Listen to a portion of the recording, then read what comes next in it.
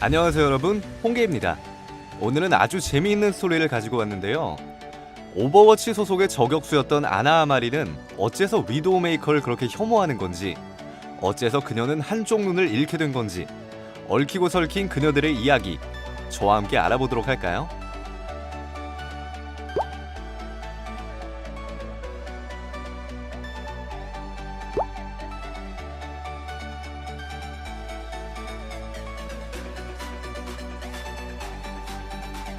대략적인 시기는 전 세계가 로봇의 공격을 받으며 위기에 처했던 옴닉 사태 때로 돌아갑니다. 극도로 쇄신화된 옴닉들을 막을 수 없었던 탓에 각 나라의 방어선은 속수무책으로 뚫리기 시작했고, 이집트도 예외는 아니었습니다. 자원과 병력이 다른 나라에 비해 턱없이 부족했던 이집트 국방부는 결국 최후의 방어선으로 저격수 부대를 배치하게 되는데, 그 중에는 세계 최고의 저격수로 이름을 떨치던 아나 아마리 또한 포함되어 있었습니다. 전장에서 목표를 놓치지 않는 사격술과 작전 상황을 제대로 캐치하는 판단력을 갖췄던 그녀는 최정예 요원들을 모집하던 유엔의 눈에 띄게 되었고, 오버워치 부대의 창립 멤버로서 선출됩니다. 그렇게 구성된 오버워치 부대는 결국 옴닉들의 본거지를 파괴하는 데 성공하고, 뛰어난 사격술로 옴닉들의 공격을 저지한 아나 아마리는 큰 공로를 인정받아 오버워치 부대의 부사령관 자리에 오르게 됩니다.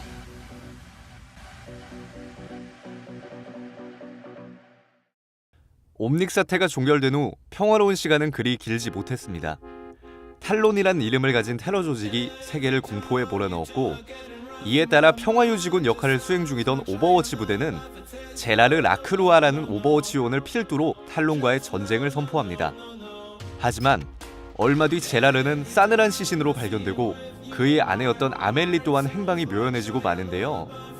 이 소식을 전해들은 아나 아마리는 자신의 동료를 죽이고 그의 아내마저 납치해버린 탈론에게 크나큰 적대심을 느끼게 됩니다. 하지만 오버워치는 계속해서 평화유지군의 임무를 수행했고, 아나 아마리 또한 마찬가지였습니다.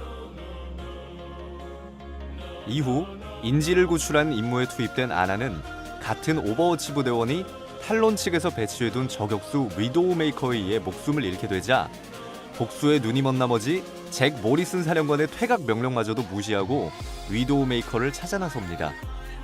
결국 위도우메이커를 발견한 아나는 뛰어난 사격술로 그녀의 헬멧을 날려버리는데요. 마지막 한 발을 남겨둔 채 그녀의 얼굴을 확인한 아나는 믿기 힘든 광경에 굳어버리고 마는데, 저격 스코프 속에는 탈론에게 납치당한 줄로만 알았던 아멜리가 있었던 것입니다.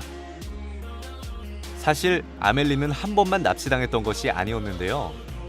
제라르가 살해당한 시점으로부터 보름 전, 탈론은 미리 그녀를 납치하고 고문해서 결국 세뇌시키는 데에 성공했던 것입니다.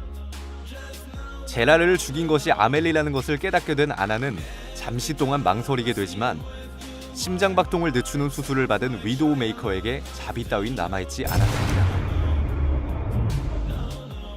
그렇게 한쪽 눈을 잃게 된 아나 아마리는 동료를 지키지 못했다는 압박감과 전투가 전부였던 자신의 삶을 후회하게 되었고, 결국 죽은 것으로 위장하고 조용히 숨어 지내게 됩니다.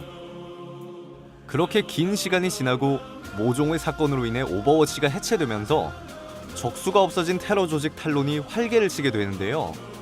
자신의 고향까지 위협받는 지경에 이르게 되자 무고한 사람들을 또다시 잃을 수 없었던 아나는 오랜 시간 동안 내려놨던 총을 꺼내 들고 전장에 복귀합니다. 자신의 동료를 죽인 아멜리, 위도우메이커에 대한 복수도 맹세하면서 말이죠. 재미있게 보셨나요? 좋아요와 구독 버튼 한 번씩만 눌러주시면 저에겐 큰 힘이 됩니다. 시청해주셔서 감사합니다.